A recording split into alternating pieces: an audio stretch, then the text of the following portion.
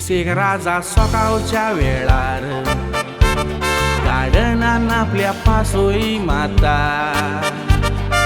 पासोय मारताना एक उदकाचो थेंबो ताच्या हातीर पडटा.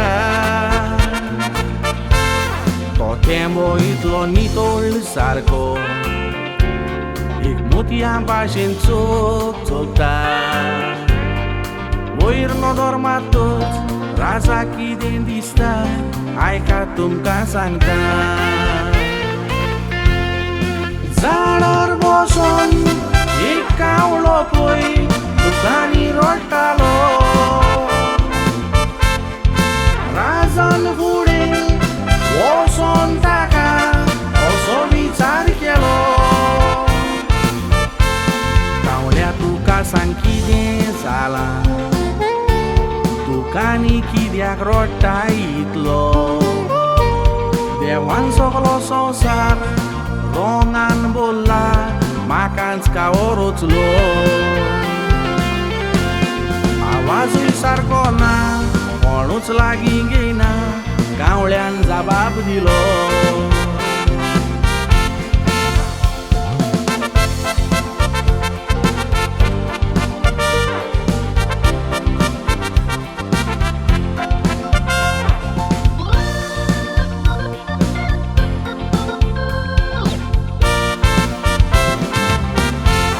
कावळ्याची उतरां आयकोन राजा म्हणटा कावळ्यातूं कितलो पिसो. उपकार करून तूं त्या बोलकावान वच आनीक पळय मातसो. बोलकावान कितली सोबत सुकणीं पळोवंक सगळीं ती सोबीत दिसो. सगळीं पिंजऱ्यान भितर एकाच जाग्यार उठो आनी बसो. कावळ्याक पळोवन ती सगळीं सुकणीं पळय भोंवता उमेदीन. तूं वाऱ्यान उडटाय सगल्याक भोंवताय आमी भितर सावजेलीं. काय बरें पळय तें जिवीत तुजें तोरूय देवाचेर तूं पोत्तायशील.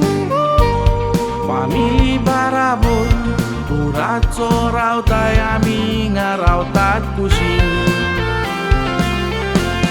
मारून ताचेर नदर राजान म्हटलें तूं चिंत तुजेच मोदीन.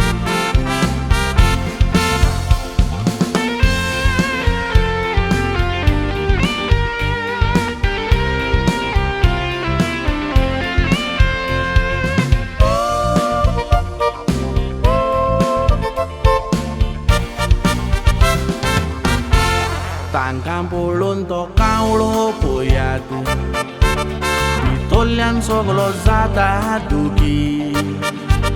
बोगस म्हाका दोनया खरेंच चुकलो हांव व्हडलो पातकी. ह्या कोराक लागून सालवार जाला कोवली म्हाका ही स्टोरी आख्खी. जर बरो दिसतालो कोणूय वता आसलो उखलून म्हजी पालकी. खरेंच भावा हें जिवीत आमचें त्या कावळ्या भाशेन. आमीच आमकां पळयतात पळयात देवाकडे दिशेन. जेवण खाणें कामरून आसा तोरूय आमी चलोनान खोशीन. थोड्यांच्या घरांनी नदर मारल्यार जेवणूय ना तांचे भशेन. आसा तितून सदांच सुखी जिये रावनाका संवसारी आशेन.